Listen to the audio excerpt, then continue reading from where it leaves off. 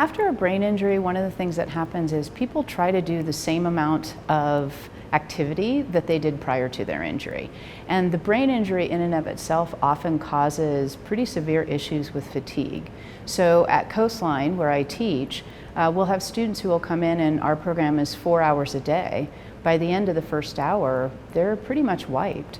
So that idea of really trying to figure out what kinds of activities in your everyday life that impact your fatigue, I think is really important. And so the Best Sweet Pace My Day app allows them to enter in various and sundry tasks that they might do.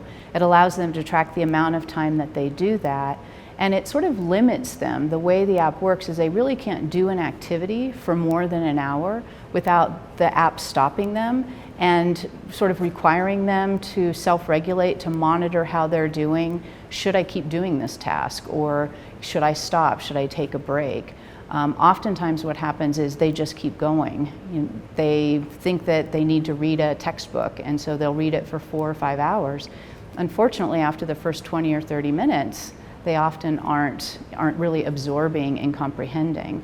So the whole idea is to help them really focus on how long they can do a task successfully, and to limit it to that amount of time before they take a break or they sort of reassess. They actually are able to identify how long they think they can do a task and still have energy. That's the most important thing. Never to wipe yourself out with any given task. So they identify that, then they start the task.